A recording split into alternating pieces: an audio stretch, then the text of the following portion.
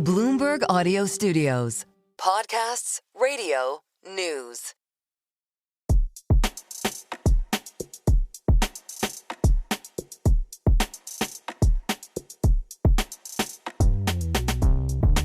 Welcome to the Merryn Talks Money Market Wrap, where we talk about the biggest moves in the market this week and what's driving them. I'm Merryn Somerset Webb, editor-at-large for Bloomberg UK Wealth.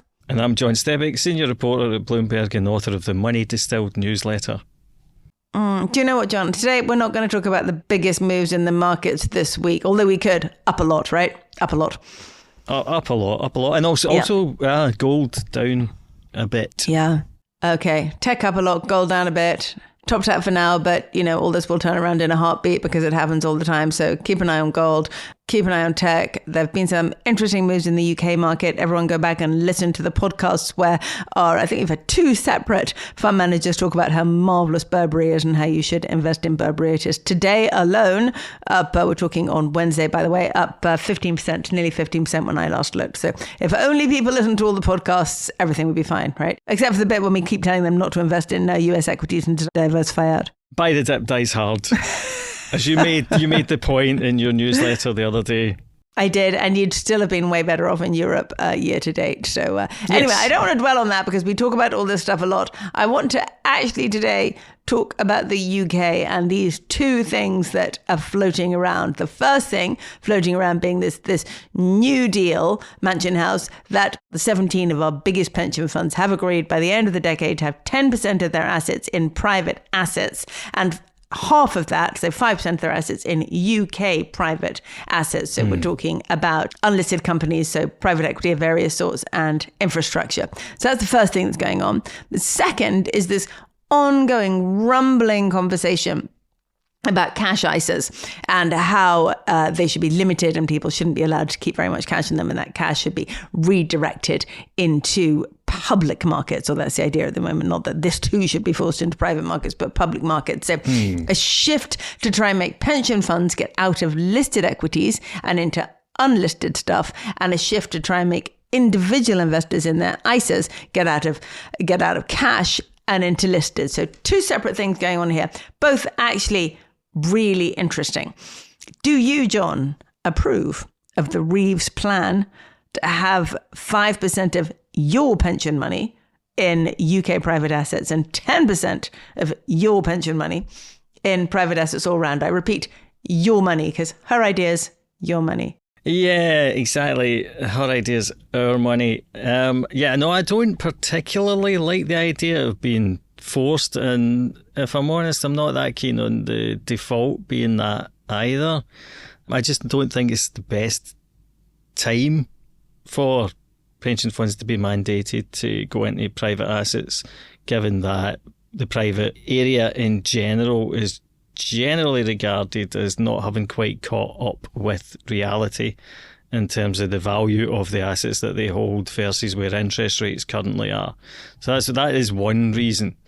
The other reason is I want a bit more detail on this mandation. Like, so what? How much money there isn't mandation yet. This is not mandation. This is voluntary. It's not mandated. This is voluntary. But Rachel Reeves, when asked if she would make it mandatory, one of our colleagues at Bloomberg, by the way, she said, never say never, which has kind of irritated all the pension funds because they agreed to do this on the basis that it wouldn't be mandatory, but a voluntary target. And now she's saying, oh, well, if they don't do it like they would, it'll be mandatory. So, you know, now she's managed to irritate everybody, not just you and me for a change, but everybody. Yeah, I mean, to be fair, I can see that's just kind of average politician's caution, and she's sort of being caught not ruling something out. No, are you having a be kind day? You are, aren't you? I'm having a be kind day. Well, it's that thing. It's hard. They can't win from that point of view. But I mean, not that they necessarily should. Look, I think it's not necessarily a great time to be buying into this sector, this area, and also the idea that pension funds are all agreeing to this off the back of what exactly? I mean, I think this is interesting because we often talk here about whether it would be reasonable to say that we're only going to give you a tax break on certain parts of your ISA if you invest those in UK listed equities. And the reason that we talk about that is because we think that capital markets are important, and that functioning capital markets are important. And also, at the end of the day, one of the reasons that UK equities have been so heavily sold out of is because of regulatory intervention in other areas. So the fact that defined benefit pension schemes have become promises rather than hopes over the course of the last kind of like 40, 50 years, which has forced them to sell out equities and buy more bonds.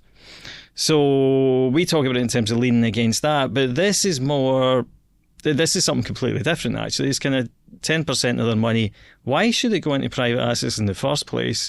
The story you're going to be told is you go into private equity because private equity has outperformed listed equities over the long term. And so if pension funds do not have a significant amount of money in private equity, they will be, not doing their fiduciary duty properly because they won't be making the best possible return. So therefore, they have to go into private equity. Now, there are problems with that. So many problems. But the main problem is that record of long-term returns has been made. And of course, it's very difficult, by the way, to know exactly what the returns from private equity are, because not everyone's telling you. You can listed equities, you can see the performances out there. Here, there's a lot of kind of shoveling together of all the different types of private equity, venture capital, etc. Not everyone is declaring. Not everyone knows what the results are. So you can't really be sure. But in general consensus that private equity may have outperformed over the last 15, 20 years. But it's done that in a period when debt has been remarkably cheap, and a lot of the private equity model is about leveraging up, getting companies, jamming them full of debt, etc. That's a big part of the model, and when debt is cheap, obviously that works really, really well. And it's also, we have to go back to the beginning of the period when there weren't that many people working in private equity, so it was quite easy to come across cheap companies and restructure them in such a way that you could make them worth more.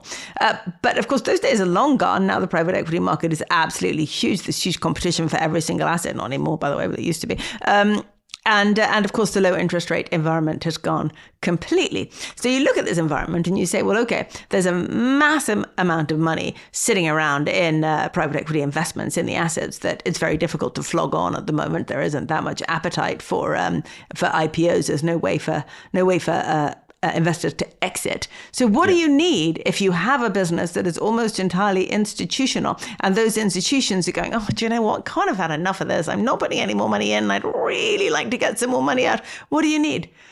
A big pile of new buyers. And if that was you, what would you do? You'd go, do you know what? Seems to me that pension funds would not be doing their fiduciary duty if they didn't hold a whole load. I don't know, maybe 10%. In private equity. Would you like some private equity, Rachel? Because we've got some round the back. I can bring it right out. Am I being too cynical? No, I mean, I think the bag holder of last resort is, one element of this for definite. Yeah. And I guess the UK angle, well, the problem there is you think, is this just all going to get piled into things like wind farms or anything that Ed Miliband kind of like puts his stamp on. And that, again, this is completely separate from our other conversations about should we be supporting the UK public markets with, by saying you won't get tax relief unless you invest at least some of it in the public markets, which is a whole different conversation. So public markets are one thing, private markets are a totally different thing, and infrastructure is a totally different thing. Well, the other thing I'm curious about, and this, I haven't got the figures on this, unfortunately. Perhaps I should have done my homework before I came on. One job, John. But, yeah, exactly. But so we've got these 17 pension funds talking about this.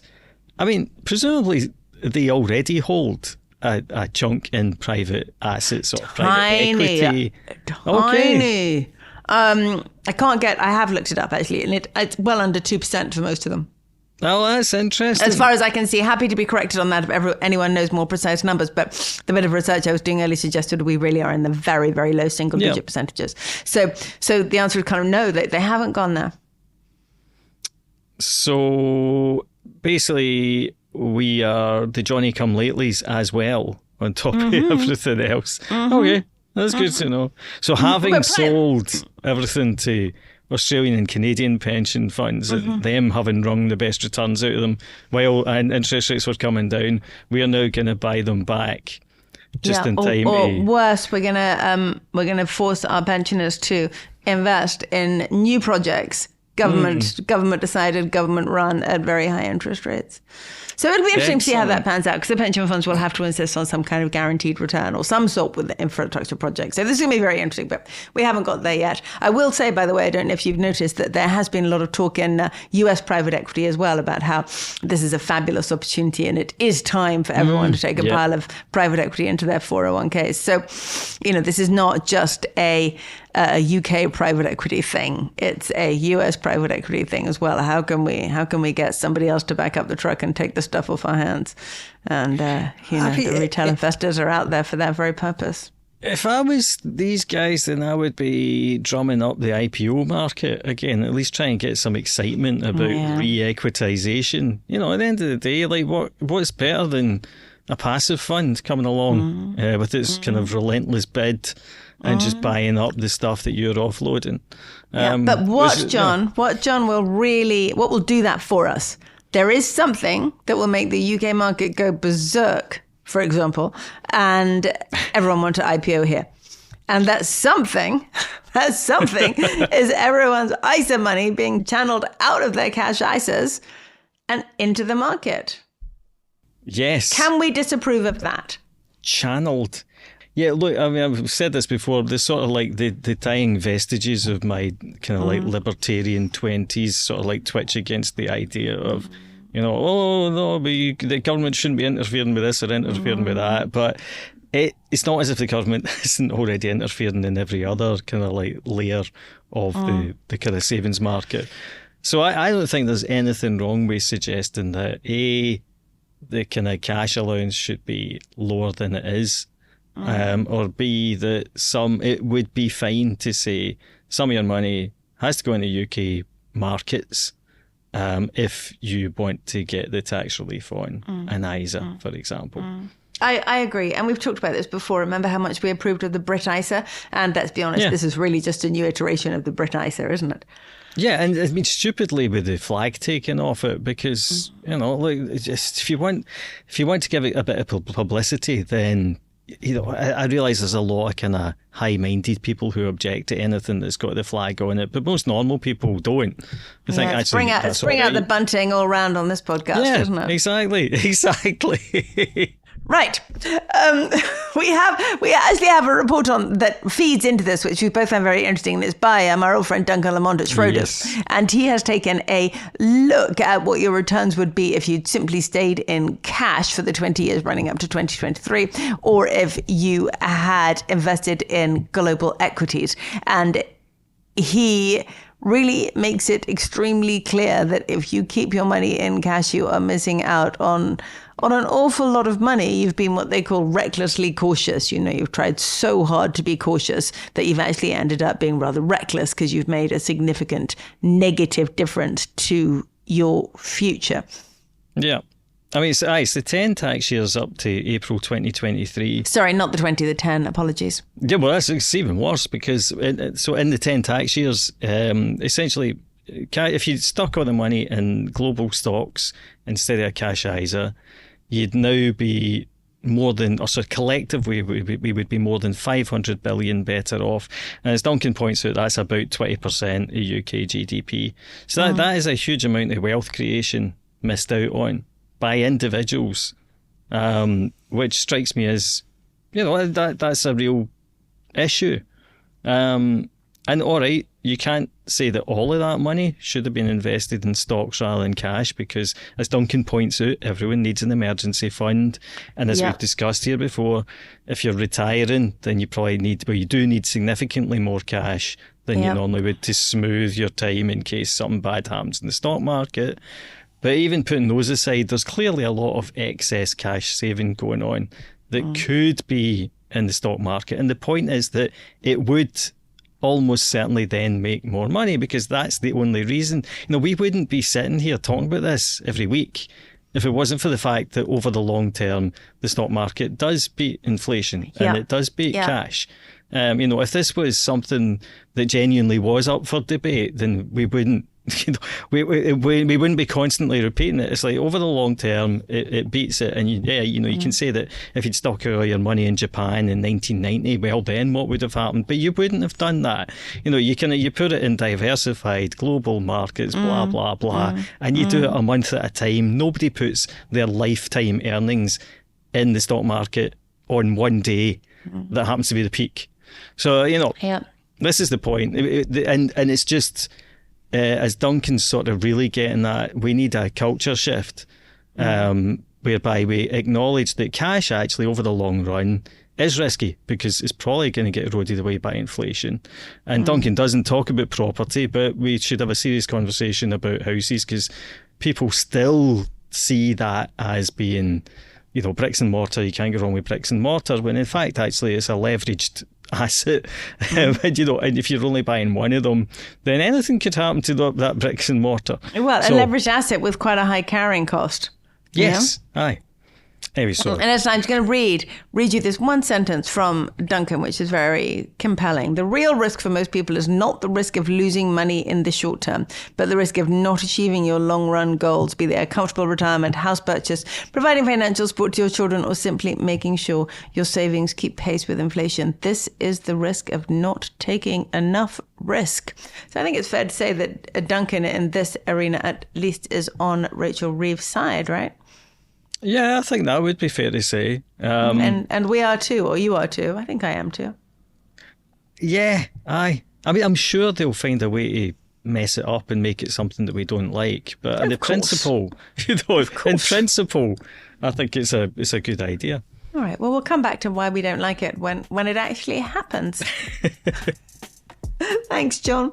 Thanks, Mel. Thanks for listening to this week's Merryn Talks Money debrief. If you like our show, rate, review and subscribe wherever you listen to podcasts. Also, be sure to follow me and John on X or Twitter. I'm at MerrynSW and John is John_Stepek. This episode was produced by Summer Sadi and Moses Andam. Question and comments on this show and all our shows are always welcome. Our show email is merrynmoney@bloomberg.net.